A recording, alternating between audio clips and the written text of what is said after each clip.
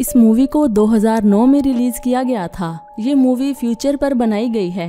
Natural resources खत्म होने की वजह से लोगों के पास खाने के लिए कुछ भी नहीं बचा। इंसानों को इस खतरे से स्पेस माइंस के थ्रू बचाया जाता है। सोलर सिस्टम में मून की सरफेस पे जो हीलियम 3 होता है, ये लोग इसे ज़मीन पर लेकर आते हैं। हीलियम 3 से ज़मीन की 70% एनर्जी पूरी होती है। मून पर तमाम सहूलियात मौजूद होती है। इस ऑपरेशन के लिए एक इंसान की ज़रूरत होती है। अब हीलियम 3 को एक बड़े से कंटेनर में लॉन्च किया जाता है। मून पर साइरम स्टेशन होता है, जिसमें हम एस्ट्रोनॉट साइम बेल को देखते हैं। यहाँ पर हर एस्ट्रोनॉट का 3 साल का कॉन्ट्रैक्ट होता है। सैम का कॉन्ट्रैक्ट खत्म होने में सिर्फ 2 हफ्ते बाकी हैं। सैम के अलावा इस स्टेशन में एक गर्टी नेम का रोबोट भी होता है। सैम अपनी फैमिली के साथ लाइव बात नहीं कर सकता। वो अपनी फैमिली को एक ऑफलाइन मैसेज भेजता है और इसकी फैमिली का रिप्लाई 1 या 2 दिन के बाद आता है।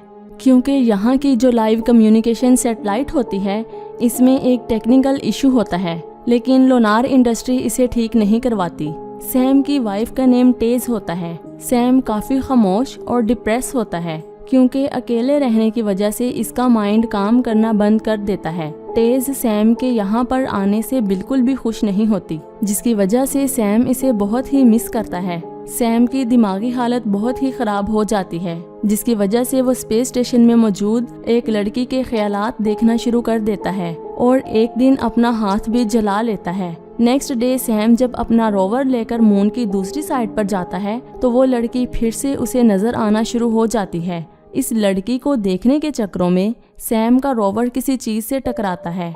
रोवर के टकराने की वजह से सैम इस जगह पर बेहोश हो जाता है। कुछ टाइम के बाद सैम को होश आता है, लेकिन इसे इस एक्सीडेंट के बारे में कुछ भी याद नहीं होता। यहाँ से उठकर सैम लोपी में आता है और छुपकर गर्टी की बातें सुनना शुरू कर देता है। गर्टी लोनार इंडस्ट्री के मैनेजमेंट के साथ लाइव चैट कर रहा था। वो इन्हें बताता है कि सैम का एक्सीडेंट हो गया है। गर्टी जैसे ही सैम को देखता है, वो उस चैट को डिलीट कर देता है। अब सैम को इस पर शक हो जाता है और वो सोचता है कि गर्टी किस एक्सीडेंट की बात कर रहा था। नेक्स्ट डे सैम खुद उस जगह पर जाता है जहां इसका एक्सीडेंट हुआ होता है। जब वो अपने रोवर को खोलकर देखता है, तब हमें पता चलता है कि यहाँ पर एक और सैम है, यानी कि जिस सैम का एक्सीडेंट हुआ था, वो बेचारा अभी भी इस रोवर में होता है। इसे हम सैम 1 का नेम देते हैं। एक्सीडेंट होने के बाद जो सैम इन्फॉर्मर में होता है, उसे हम सैम 2 का नेम देते हैं। ये देखकर सैम 2 सैम 1 को स्पेस स्टेशन में लेकर आता है। जब इसे होश आता है, ये दोनों एक दूसरे को देखकर हैरान हो जाते हैं। इन दोनों में इस बात पर काफी झगड़ा होता है कि असल सैम कौन है। कुछ दिन गुजरने के बाद जब सैम 1 डर्टी से बात करता है, तो यहाँ पर गर्टी मूवी का फर्स्ट प्लॉट रिवील करता है। दरअसल ये दोनों ओरिजिनल सैम्स के क्लोन हैं। ये क्लोन्स लोनार इंडस्ट्री बनाती है, क्योंकि अगर ये जमीन से किसी एस्ट्रोनॉट को ट्रेन करके भेजते तो इनका काफी खर्चा होना था। लोनार इंडस्ट्री इसका डीएनए और मेमोरी लेकर क्लोन बनाती है, ताकि ये क्लोन इस स्टेशन को संभाल सकें। अपना पैसा बचाते हुए ये इंडस्ट्री क्लोन बना लेती है, ताकि इनका काम फ्री में हो सके। ये क्लोन्स फ्री में काम कर रहे थे, लेकिन इनको बिल्कुल भी पता नहीं होता कि ये दोनों क्लोन्स हैं। जब ये क्लोन उठता है, तो इसे बताया जाता है कि वो अभी अभी जमीन से आया है। लैंडिंग के दौरान इनका एक्सीडेंट हो जाता है, जिसकी वजह से वो इन्फॉर्मर में उठता है, लेकिन असल में इस क्लोन को गर्टी ने उठाया होता है। यहाँ पर टेज और छोटी बच्ची की मेमोरी को भी रिमूव कर दिया जाता है। अब मैं आपको बता दूं कि असल में यहाँ पर हुआ क्या था। सैम 1 का जब एक्सीडेंट हुआ था, तो गर्टी को लगा था कि वो मर गया है, जिसकी वजह से वो दूसरे क्लोन को उठाता है, यानी कि सैम 2 को। जब गर्टी मैनेजमेंट के साथ बात करता है, तब इसकी बात सैम 2 सुन लेता है और नेक्स्ट डे वो इस एक्सीडेंट वाली जगह पर जाता है, तो वहाँ पर इसे सैम 1 मिलता है। कंपनी अपना पैसा बचाने के लिए क्लोन को बनाकर गैर कानूनी काम कर रही थी। इनकी फीलिंग्स और मेमोरी बिल्कुल असली सैम जैसी होती है। अब ये दोनों अपना झगड़ा खत्म करके इस कंपनी के सीक्रेट्स को जानने की कोशिश करते हैं कि गर्टी कैसे लाइव फीड यूज कर सकता है, लेकिन ये दोनों नहीं कर सकते। अब इनको लगता है कि शायद यहाँ पर चैम्बर लगाया गया हो, ताकि ये दोनों लाइव चैट ना कर सके। अब ये दोनों मून की दूसरी साइड पर जाने का फैसला करते हैं। यहाँ पर इनको 2 सैटेलाइट्स चैम्बर नजर आते हैं। ये चैम्बर्स इसलिए होते हैं ताकि सैम अपनी वाइफ और अपनी बेटी से लाइव चैट ना कर सके।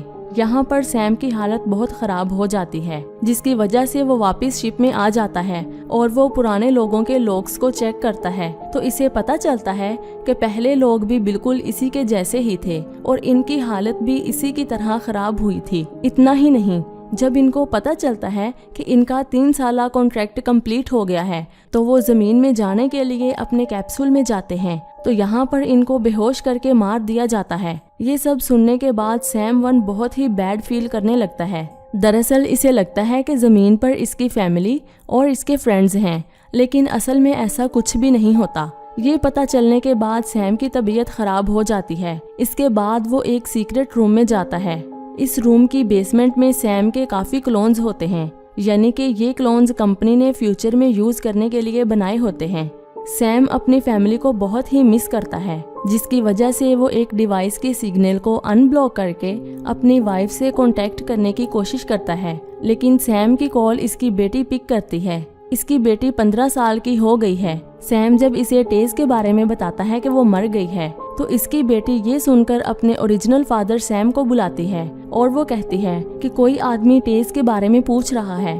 अब हमें ओरिजिनल सैम की आवाज सुनने को मिलती है। ओरिजिनल सैम की आवाज सुनते ही सैम वन इस कॉल को कट कर देता है और वापस स्पेसशिप में आकर सैम 2 को सारी सच्चाई बता देता है। अब इन्हें पता चलता है कि रोवर को रिपेयर करने के लिए रेस्क्यू टीम आ रही है और वो यहाँ पर 2 दिन में पहुँच जाएगी। अगर उन्हें यहाँ पर सैम 2 दिखाई दिया तो वो इन दोनों को मार देंगे। अब सैम 2 एक प्लान बनाता है और वो गर्टी यानी कि AI रोबोट को कन्विंस करता है कि एक और क्लोन को उठा दिया जाए ताकि क्रैश रोवर के पास उनको एक सैम की लाश मिल सके। सेकेंड प्लान ये होता है सैम 2 सैम 1 को हीलियम 3 के कंटेनर में बिठाकर जमीन पर भेज देगा ताकि वो अपनी बेटी से मिल सके।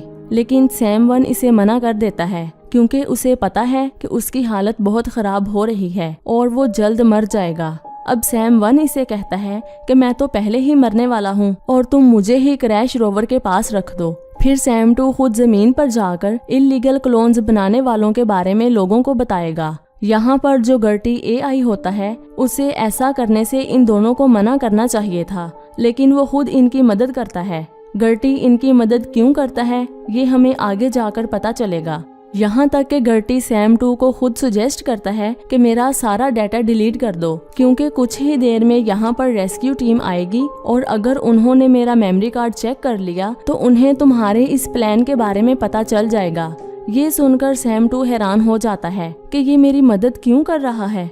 अब सैम गर्टी के कहने पर उसकी लास्ट मेमोरी डिलीट कर देता है और उसका सिस्टम रीस्टार्ट कर देता है। इसके बाद सैम 2 सैम 1 को उस जगह पर लेकर जाता है जहां पर इनका रोवर क्रैश हुआ था।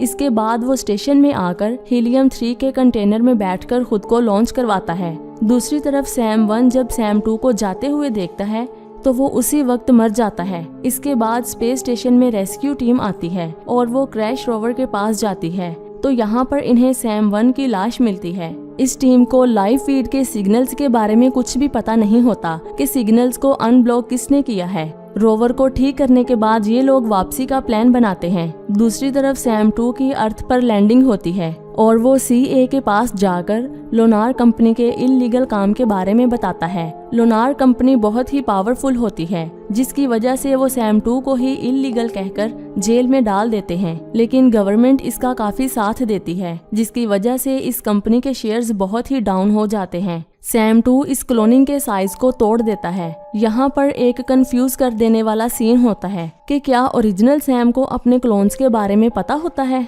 मेरे ख्याल में तो उसे पता होता है, क्योंकि सैम और इसकी वाइफ टेज दोनों मिलकर लोनार इंडस्ट्री के लिए काम कर रहे थे। इनकी मर्जी के साथ ये प्रोग्राम बनाया गया था, इसीलिए हमें टेज की प्री रिकॉर्डेड वीडियो देखने को मिलती है। दरअसल ओरिजिनल प्रोग्राम आज से 15 साल पहले शुरू हुआ था। जब सैम पहली बार ओरिजिनल सैम की बेटी से बात करता है तो वो 15 साल की होती है, यानी कि इस प्रोग्राम को 15 साल हो गए थे और ये सैम 5वां क्लोन था।